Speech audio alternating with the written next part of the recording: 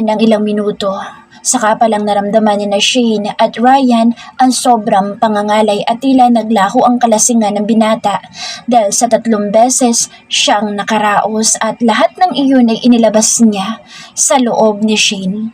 Tuluyan na nga niyang naangkin ang dalaga. Nakapikit si Shane at kapos ang kanyang hininga kaya bumangon si Ryan at binihisan niya ito. Maging siya ay nagbihis na rin at muling humiga at hinalikan niya sa noo at labi ang dalaga na ngayon ay mahimbing nang natutulog. Malinaw na rin sa binata kung ano itong nararamdaman niya at handa siyang isuko ang lahat. Ipaglalaban niya ang dalaga kahit pa sa kinakasama nito dahil napatunayan niya sa sarili na mahal na niya ito. Muli siyang susugal at hindi niya hahayaan na maulit pa ang nangyari noon. 5 taon na ang nakararaan. Tanghali na magising si Shane at pagbangon niya ay napangiwi siya nang sumakit ang kanyang gitna. Eksakto namang pagpasok ni Ryan sa kwarto nang madatnan niya si Shane na hindi maipinta ang muka kaya agad niyang nilapitan ito ngunit mabilis siyang binaksin ng dalaga.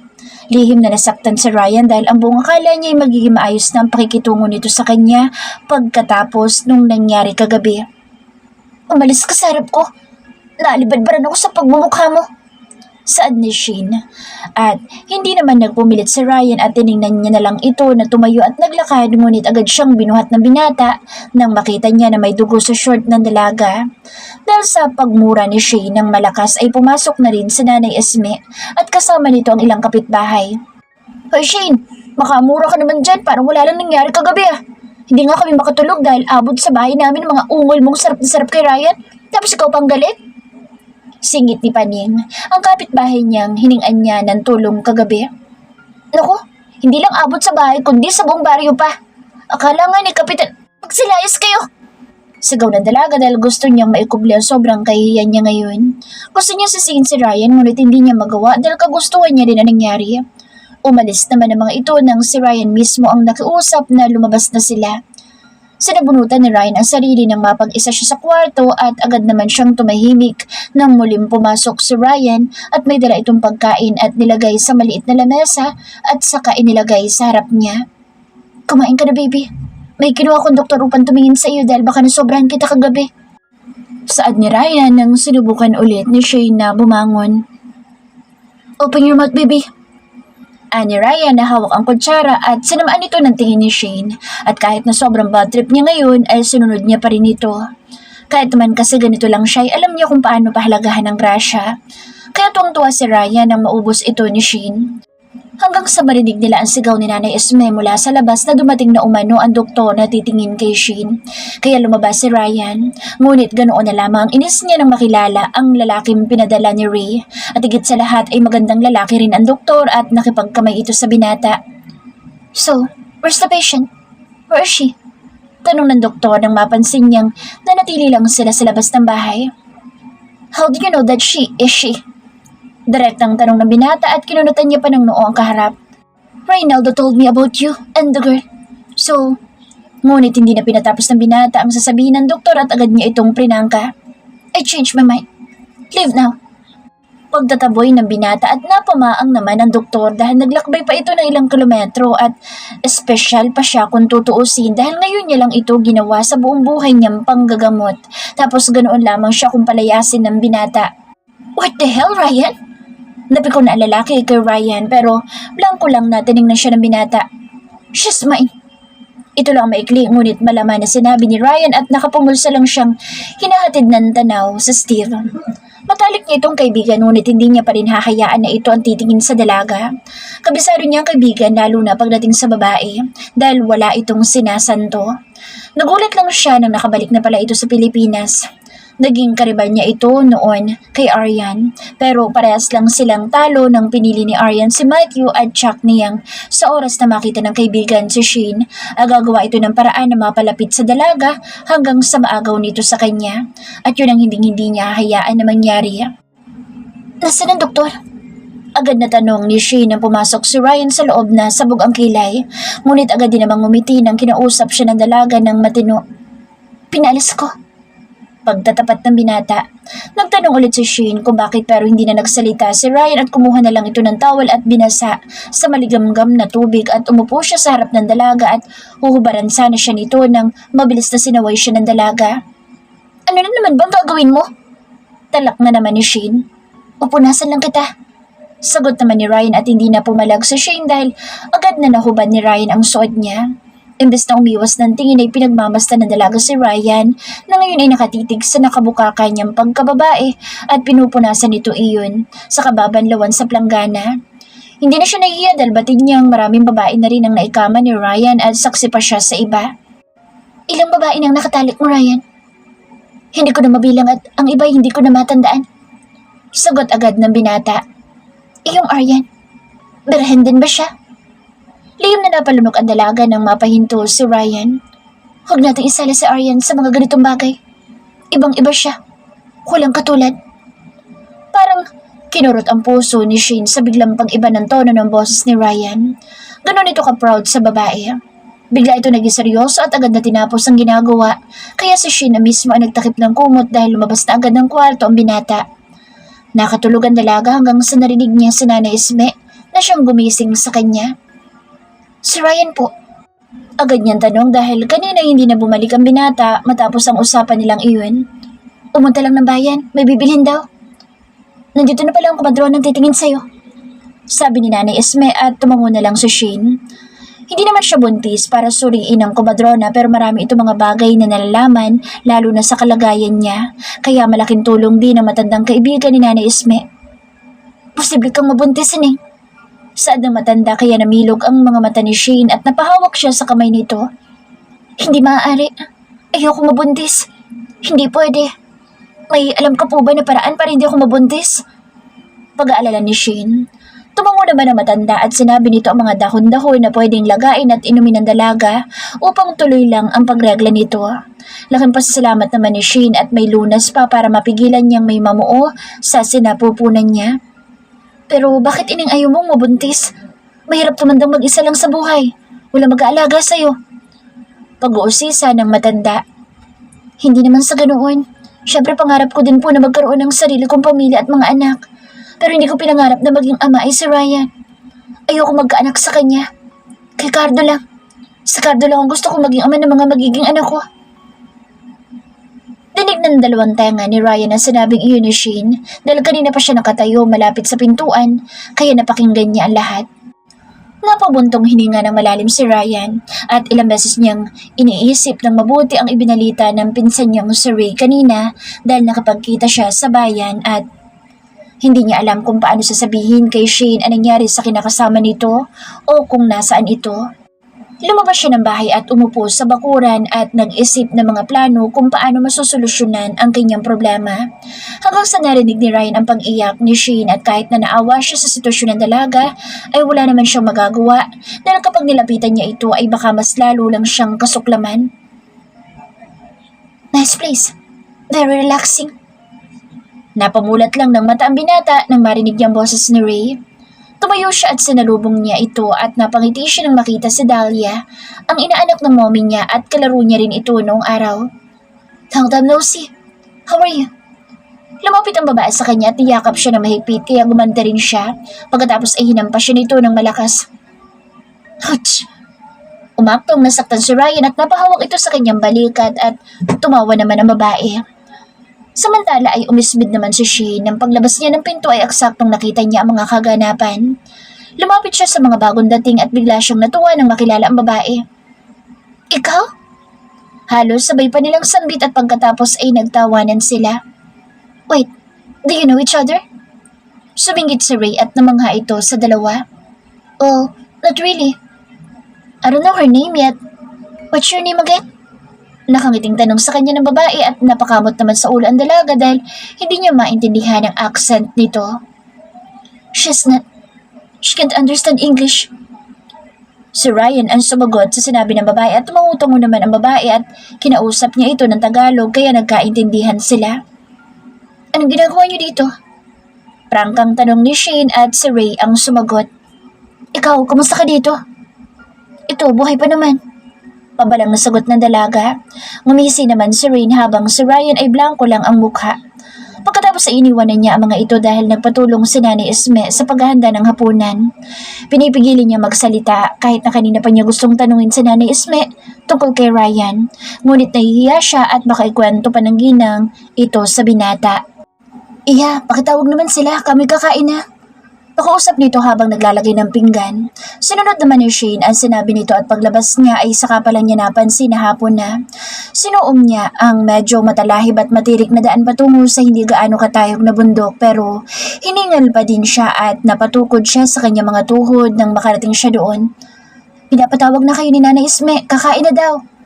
Anya at saray lang ang pumansin sa kanya. Nawindang siya nang tumunog ang baril at namangha siya nang yung babae ang nagpaputok nito.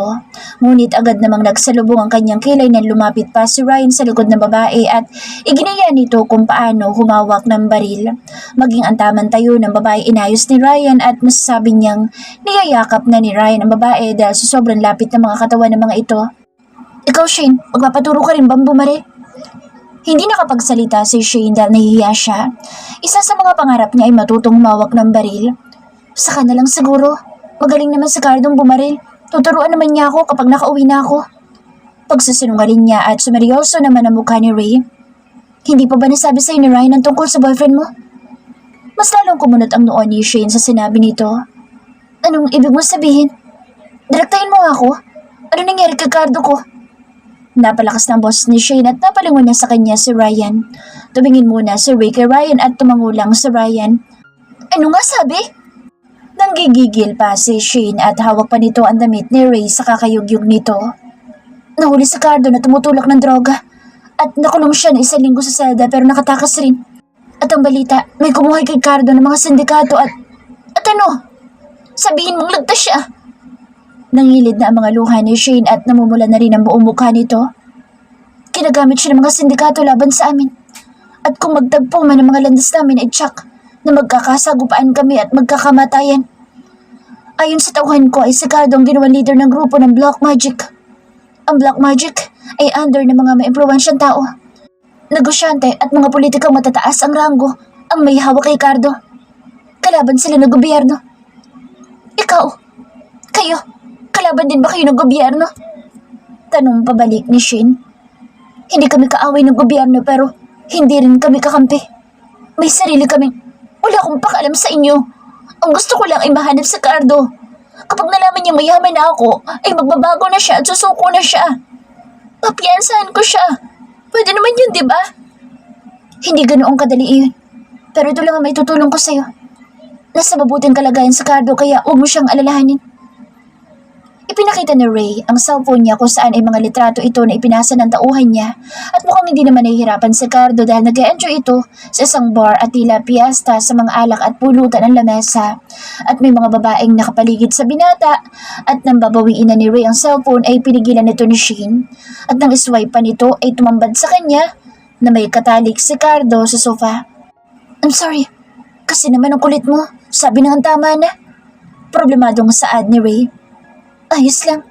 Hindi naman ako nasasaktan. Ang mahalaga ay hindi siya naghihirap. Masaya na ako. Sagot ng dalaga dahil yun naman talaga ang totoo. Ibang klase ka rin. Anyway, ganoon talaga pag mahal mo. Handa ka magpakatanga. Sagot ni Shane at nauna na itong bumaba at kasunod niya si Ray. Gusto sana niyang lumingon kung nakasunod din ba si Ryan at yung babae o hindi. Pero dahil mataas ang pride niya ay pinanindigan niyang wala siyang pake. Oh, nasan yung dalawa? Ba't di niyo kasama? Tanong ni Nanay Esme. Ewan. Tamad na sagot ni Shane at pumasok sa loob habang si Ray naman ay may biglang kausap sa cellphone. Inay, mauna tayong kumain. Hayaan niyo namang impaktong yun. Paimportante mga gago. Inis na tura ni Shane at saka nagsandok ng kanin at nauna ng kumain. Sumunod naman ang ginang at pinaupo na ang apo nito. Nasa kalagitnaan sila ng pagkain nang dumating ang dalawang nagtatawanan pa. Si Rinaldo, nasa na? Tanong ni Nanay. May biglaan lakad. Baka bukas na yung babalik. Sagot ni Ryan. Ganun ba? Asya, kumain na kayo. Sabi ni Nanay Isme. Ano po ito? Lola Esmalin. Napataas ang kilay ni Shane at hindi niya maiwasan na tapunan ng tingin si Dahlia. Ngumiti naman si Nanay Isme at sinasabi sa babae kung anong ulam iyon. Tumangutango naman ang babae at nakaupo na ito sa bangko. At si Ryan na katatapos lang mag-alcohol ay umupo sa tabi ng babae kahit na maluwag pa naman sa upuan niya. Sumubo na lang siya ng kanin at kumuha pa ng prinitong isda. Isinausaw niya ang isda sa toyo at kinuha niya rin ang isang sili. Muli niyang ginawa iyon at kumuha din ng prito si Dahlia. Lihim lang siyang napairap ng sinandukan ni Ryan pero ang hindi niya inaasahan ay tumayo si Ryan at pumunta sa kusina. Ilang segundo lang ay bumalik ito sa lamesa at may bit-bit na platito at inilapag sa tabi ni Dahlia ang toyo at buto ng kalamansi. Napiko ng dalaga kaya hindi na siya nakapagpigil at pinatamaan niya ito ng salita. Huwag ka mag-alala. Mamaya ako maghuhugas at pakukulan ko ng tubig ang platong ginamit ko. Nakakahiya naman sa inyo. Mga gold laway niyo eh. What? Nagugulo ang saad ng babae. Kala mo kung sinong malinis eh. Sarap naman sa laway. Allergy sa sili si Dahlia. Galit na boss ni Ryan ngunit mas lalong nainis lamang si Shane dahil pinutol nito ang sasabihin niya. Takot ba ang mokong na ito na malaman ng babaeng yan kung gano'n siya nasarapan sa laway ko? Mukha nga siyang asong nauulol eh. Kapal na mukha. Kumikibot-kibot ang bibig ni Shane ngunit siya lang naman na nakakarinig sa sarili niya. Namiss ko po kayo, Lolas Manit. May mga pasalubong pala ako sa inyo. Mamaya po ibibigay ko. Napainom ng tubig si Shane dahil sa kadaldalan ng babae. Sa pananalita nito ay halatang matagal na nitong kakilala si Nanay Esme at mukhang malalim talaga ang samahan nila. Ano palang ginagawa niyo dito? Sumingit na siya dahil kanina pa niya ito tinanong pero hindi lang masagot-sagot. It's confidential. Sagot ng babae. Anong ibig sabihin nun? Tanong niyang muli at napamaang naman ng babae. Halatang naguguluhan at tumingin muna pa ito kay Ryan. Nandito siya dahil nagpapaturo. Yun naman pala eh. May pa-confidential ka pang nalalaman. Wala naman akong paka sa inyo. Natanong ko lang kasi baka parehas ko eh. Kriminal ka rin kaya ka nagtatago. What did you say? Me? Criminal? Napiko na ang babae, tinuro pa nito ang sarili. Pinakalma naman ito ni Ryan at pinainom pa ng tubig. Joke lang ito naman. Salay ka na sa akin dahil mukhang magkakasama tayo ng mahaba-haba dito sa bahay ni Nanay. Kaya tapusin mo ng pagkain mo at maghuhugas ka pa ng pinggan. Dismayado ang babae kay Shane. Hindi niya kasi akalain na ganito pala ugali nito. Malayong malayo sa maamo nitong mukha mula nang makita niya ito sa bayan. Ang akala niya mabait si Shane at mataas ang pinag-aralan pero baliktad. Pero nagkakamali pala siya. Samantalang si Shane ay tinapos na ang pagkain kaya pumunta siya ng kusina at bit-bit ang pinagkainan. Nagsipiliw siya at pagkatapos ay lumabas at kinuha niya ang sinampay ni Nanay Esme na kumot dahil natagusan ito ng dugo nung magtalik sila ni Ryan. Nang matupi niya ito ay pumunta naman siya ng banyo upang maligo sana ngunit walang laman ang drum at kailangan pa niya mag-igib sa kapitbahay. Muli siyang pumasok sa kusina at tamang-tama dahil dinala ni Dahlia ang mga pinggan sa lababo at tinulungan niya ito sa pagbitbit. Ako na magpupunas sa lamesa. Hugasan mo na lang yan. Sabi niya at sumilay sa mukha ng babae ang pag-aalilangan at tinignan pa nito ang mga kamay kung saan ay matutulis at magaganda ang cutics at kuko nito. Ako nagluto kanina. Hindi ka pa lamang dito at mas lalong hindi ka prinsesa. Maawa ka naman kay Nanay Esme. Matanda na. Alangan namang siya pampapagugasin mo.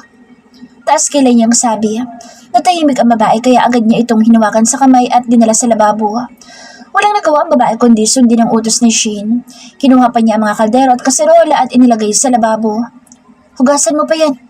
Ayoko makakita ng hugasin. Saan pa ni Shane at hindi naman kumibo ang babae kaya lumabas na siya at bitbit ang timba ay pumunta sa kapitbahay. Ngunit nakapila din ang ibang mag-iigib kaya naman ay umalis muna siya at iniwan ang timba at binalikan si Dahlia sa kusina ngunit hindi niya inaasahan na makita si Ryan na tinutulungan si Dahlia na maghugas. Ang mas masakit sa mata ay naglalaro ang dalawa ng bula na para mga bata at biglang sinabunan ni Ryan ang mukha ni Dahlia na tuwang-tuwa naman at gagantisan ng babae kaya napaatras si Ryan at muntikan pa siyang mabangga nito. I'm sorry. Ito lang ang sinabi ni Ryan at bumalik sa tabi ni Dahlia. Whatever. English ni Shane at napatingin naman sa kanya si Dahlia pero hindi niya ito pinansin. Hanggang sa pumasok pa siya at napahawak siya sa posporo dito sa lamesa at hindi niya malaman ang gagawin at ayaw niya rin lumabas dahil pagmumukha lang siyang apektado sa mga ito. Hanggang sa nadapo ang paningin niya sa isang supot ng plastik kung saan nandoon ang mga ugat ng kahoy na ibinigay nung kumadrona sa kanya. Kaya nagbuhay siya ng apoy at inilagay niya sa kaserola ang mga ugat. Paraan nga, Sabi niya at pumagitna siya sa mga ito at nagsalok ng tubig. Nagpipigil siya sa inis dahil nanik niya ang mga tawa ni Ryan at hindi siya natutuwa. Para saan yan? Usisa ni Dahlia at napangiti sa sarili si Shane. Gamot itong ibinigay ng kumadrona para hindi ako mabuntis. Ngiti niya sabi dahil ito naman talaga ang gusto niya mangyari, ang iparinig ito kay Ryan. Alam mo, ang dami kong gustong itanong sa'yo. Palagi mo ko pinapaisip. Sabi ng babae, nang tinignan niya si Ryan ay seryoso na mukha nito pero hindi nakatingin sa kanya. Huwag mo nang itanong, hindi mo rin naman magugustuhan kung makikilala mo ako. Tugon niya lang sa katumalikod.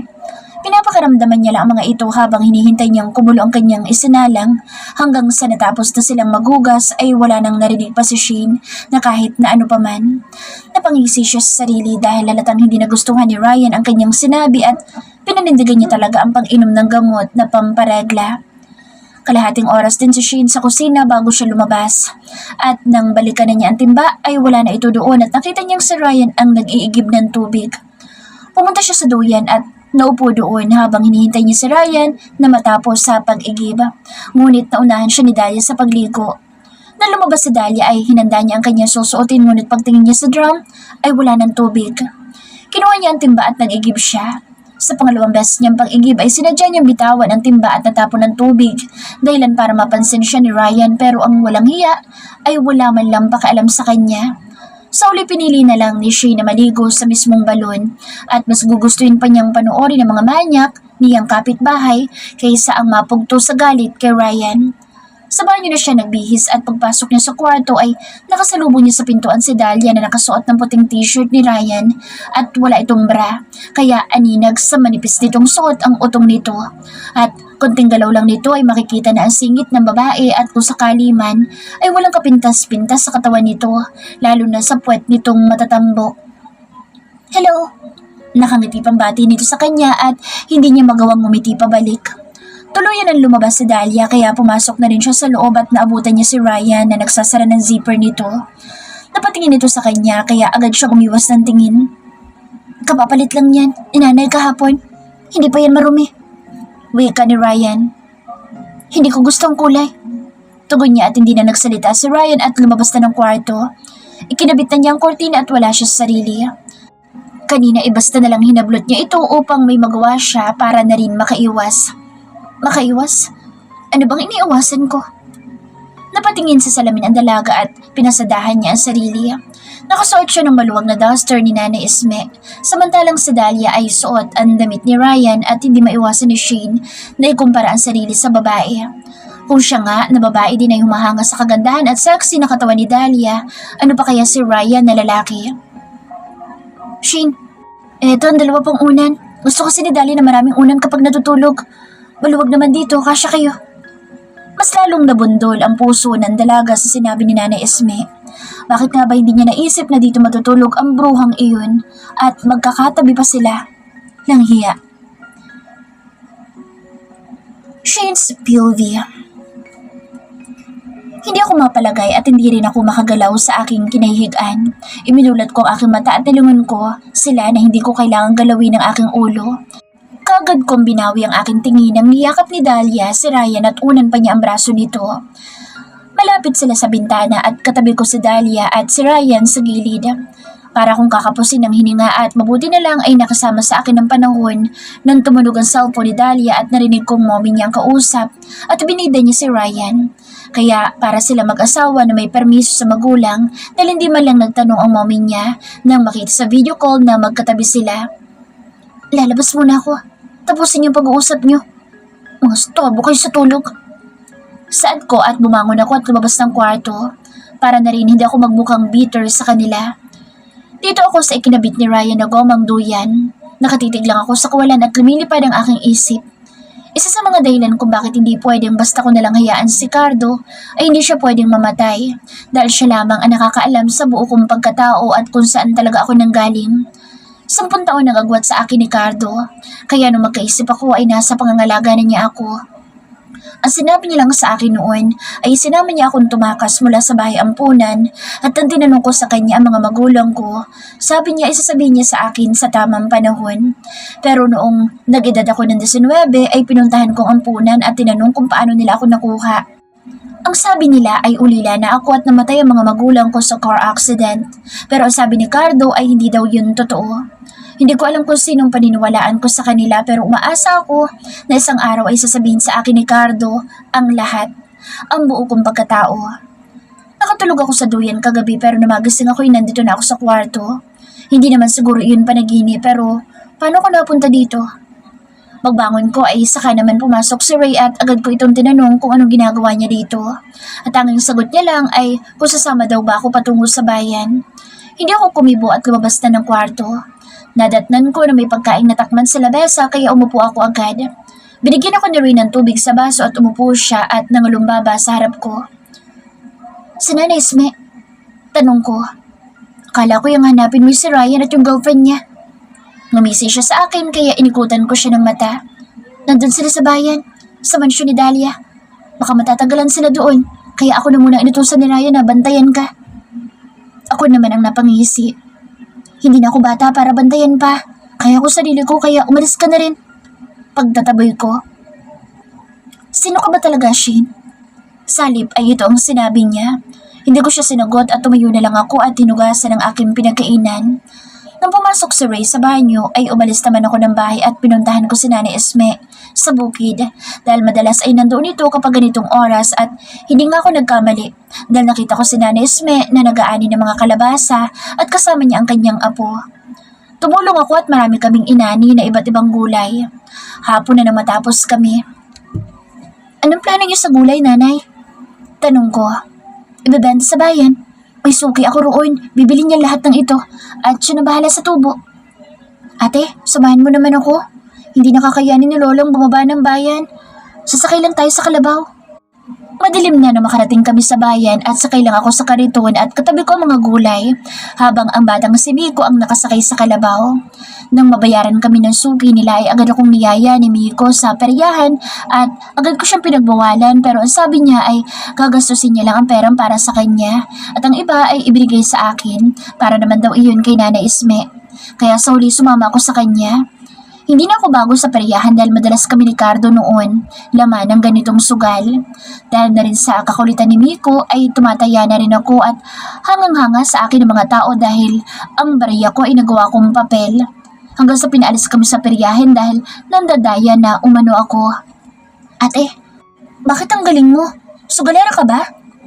Napangisi lang ako kay Miko pero ipinaliwanag ko sa kanya na mali ang sugal kaya hindi niya dapat ugaliin.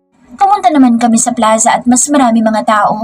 Sinabi ni Miko na piyesta ngayon sa bayan at maraming palabas. Third person's POV. Hey miss. Napaiktad si Shane nang biglang hipuin ng lalaki na katayo sa gilid ng kanyang puwet. Sa inis niya sinampal niya ang lalaki at nagalit ang lalaki at hinawakan siya at saka pilit siyang hinahalikan. At hindi siya makasigaw dahil tinakpan nito ang kanyang bibig. At nang tatakbo ang batang si Biko ay mabilis itong nahawakan ng kasamahang lalaki.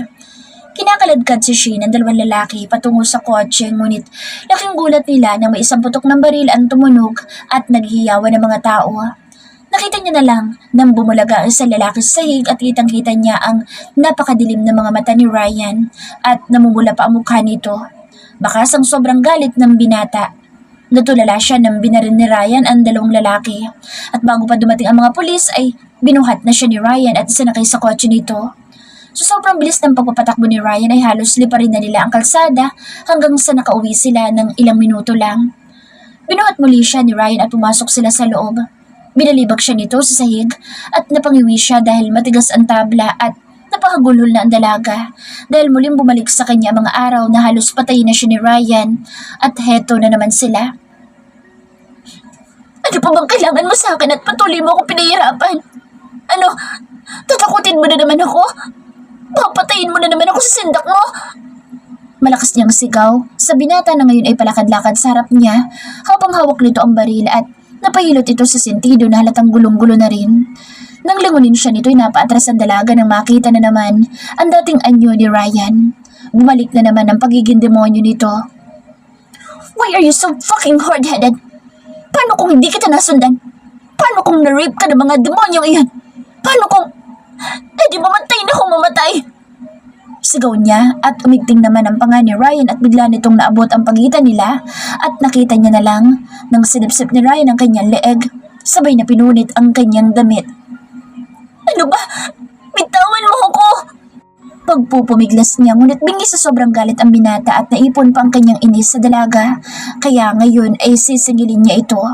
Sa isang iglap ay natanggal ni Ryan ang suot niyang bra at aksidenteng napalingon si Shane sa pinto at tumambad doon si Ray na may hawak din na baril at sa likod nito ay si Dahlia at kasama si Miko. Hinarang ni Ray ang kamay sa pinto upang hindi makapasok ang mga nasa likod. Ryan, may tao! Nandyan si Ray! Bulong niya at agad siya nitong niyakap at halikan sana siya sa labi nang umiwas siya dahil nahiya siya sa posisyon nila, lalo na't nakikita sila ng mga iyon. Subalit walang pakialam si Ryan at nagpatuloy lamang ito. Ryan, sa Dahlia nandyan. Makikita tayo ng jowa mo. Hirap niya sambit. I don't care about them. You are my world. Just you, Shane. Wika ni Ryan at agad siya nitong hinalikan sa labi hanggang sa hindi na rin niya kayang pigilan ang sarili at gumanti siya ng halik kay Ryan. Ilang minuto silang naghalikan hanggang sa binitawan nito ang kanyang labi at bumaba ang halik ni Ryan sa kanyang leeg.